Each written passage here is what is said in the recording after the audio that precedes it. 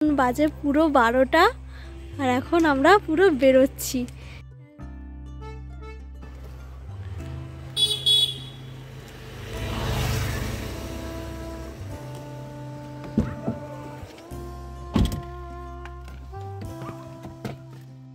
নমস্কার আপনাদের সবাইকে, আপনারা সবাই ভালো আছেন তো? আমি সুমনা। আজকে চলে এসেছি আমি আমাদের প্রি ওয়েডিংয়ের ডিটেলস একটা ভিডিও নিয়ে।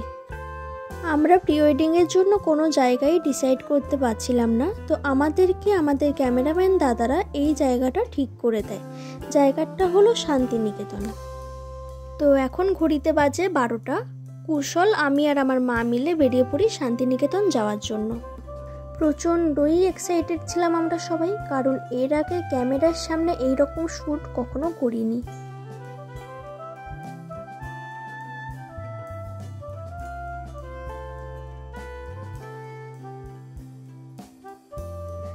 এতটা রাস্তা কুশল একা ড্রাইভ করবে না বলে একজন দাদাকেও নিয়েছিল। আর আমরা এখন রাস্তায় দাঁড়িয়ে তারই অপেক্ষা করছি। আর আমার হাতে একটা টোপর মুকুট ধরা, যেটা কালকে আমাদের শ্যুটের সময় লাগবে, তাই এটাকে খুব যত্ন করে নিয়ে যাচ্ছি।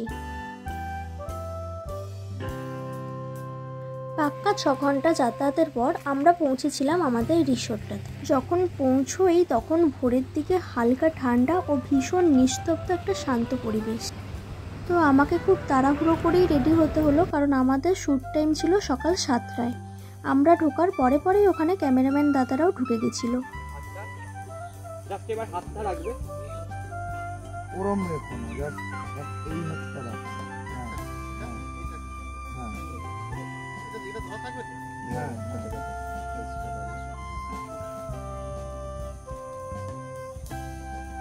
স্মাইল করো,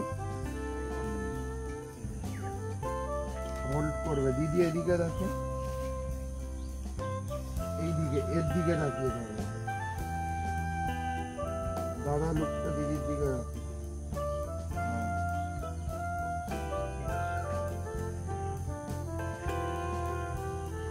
Just face shortly.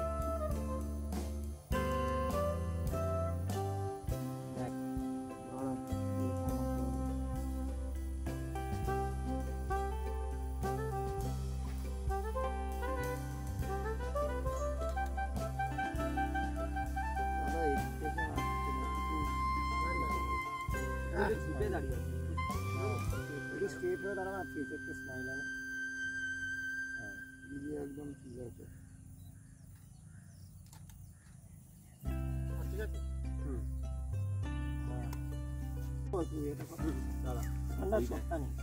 আমি ইয়ের ফেসে দিচ্ছি, দিদির ফেসে দিচ্ছি।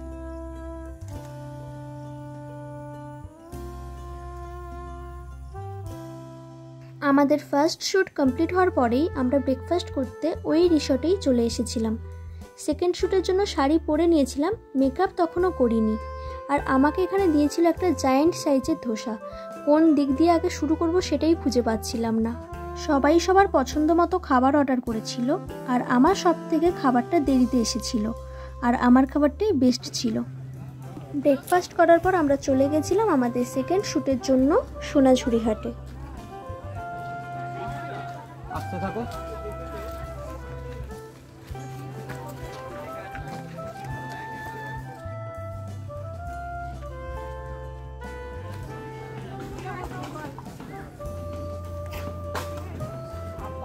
সোনাঝুরি হাটটা তখন বেশ ভালোই জমজমাট হয়ে বসেছে।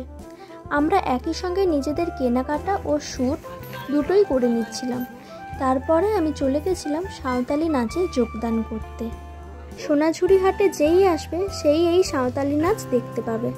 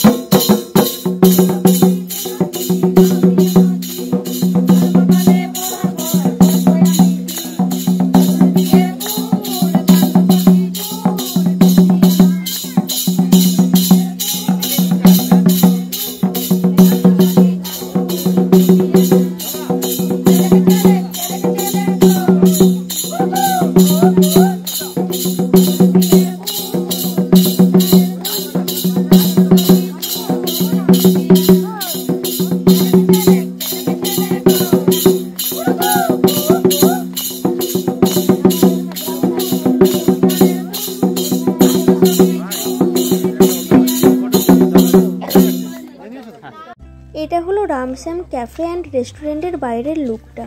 চারিদিকটা রকমারি সুন্দর সুন্দর গাছ দিয়ে সাজানো, আর প্রত্যেকটা দেওয়ালের মধ্যে সুন্দর করে আলপনা দেওয়া।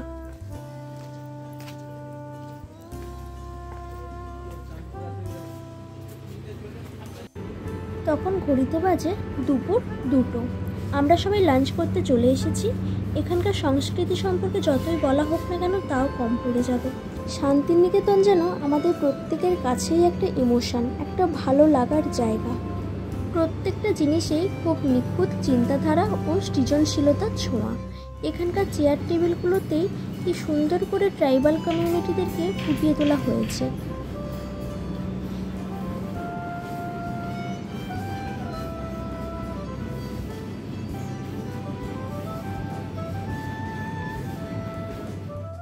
লাঞ্চ করে খানিকক্ষণ বিশ্রাম নিয়ে আমরা রেডি হয়ে চলে গেছিলাম নেক্সট শ্যুটের লোকেশানে।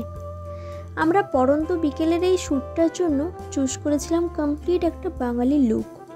আমি সাদা লালপা শাড়ি আর কুশল সাদা লালের কম্বিনেশনের একটা পাঞ্জাবি। যেহেতু জায়গাটা শান্তিনিকেতন, তাই আমি আর কুশল শাড়ি আর পাঞ্জাবিকেই সিলেক্ট করেছিলাম। আমরা প্রত্যেকটা লুকই শাড়ি আর পাঞ্জাবির ওপরেই নিয়েছি।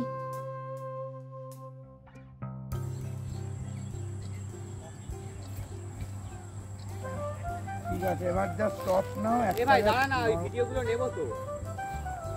আরে ছবিটা তুলে নি, দিয়ে দাও, পড়ে নেবো। ওর ভিডিওটা হয়ে গেলে করবো। অনর্ঘ, তোর হলে কিন্তু ওই টোপরটা নিয়ে আমি একটা করাবো, একটা ছবি নেব। দাঁড়াবে ওখানে, দাঁড়া, ওই ভিডিওটা নিতে দেখা।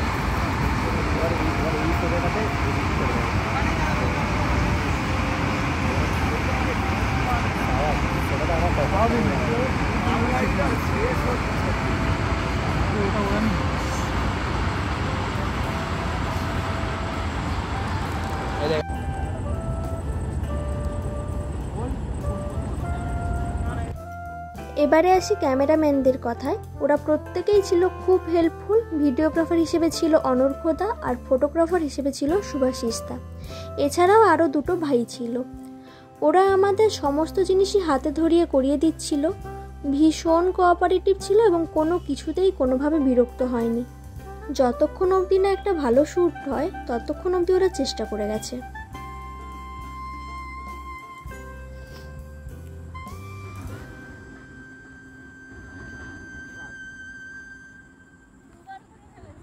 ফেসটা পুরো ঢেকে যাচ্ছে। হ্যাঁ হ্যাঁ, দাদার দিকে লুকটা দাও। দিদি দাদার দিকটা তাকাও একবার, স্মাইল থাকবে ফেসে। দাদার দিকে, আচ্ছা পায়ের দিকে তাকাও। আমি যখন বলবো দাদার দিকে তাকাবে। 3, 2, 1, তাকাও দাদার দিকে। আমি ভিডিওর শেষে কিছু এডিটেড পার্টস অ্যাড করে দেব। পুরো ভিডিওটা আপনারা আমার ইউটিউবেই দেখতে পাবেন, ওখানে আপলোড করা আছে। আর আমাদের এই ভিডিওটা কেমন হয়েছে অবশ্যই জানাবেন। আমাকে আর কুশলকে কেমন দেখাচ্ছে সেটাও আপনারা কমেন্ট করে জানাবেন। আর ভিডিওটা যদি ভালো লেগে থাকে তাহলে লাইক করে আমাদের পাশে থাকবেন। আপনারা সবাই ভালো থাকবেন। দেখা হচ্ছে আপনাদের সাথে আবারও একটা পরবর্তী ভিডিওতে।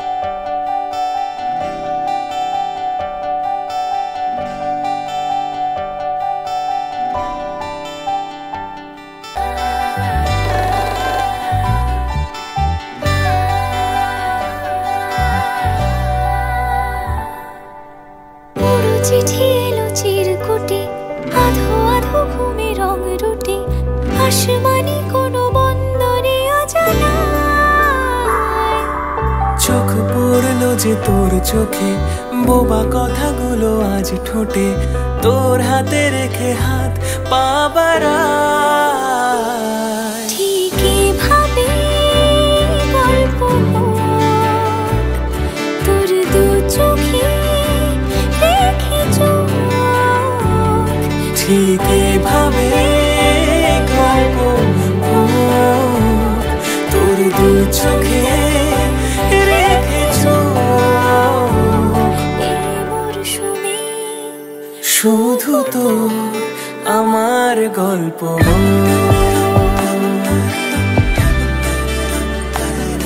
এই মরশুমে শুধু তো আমার গল্প।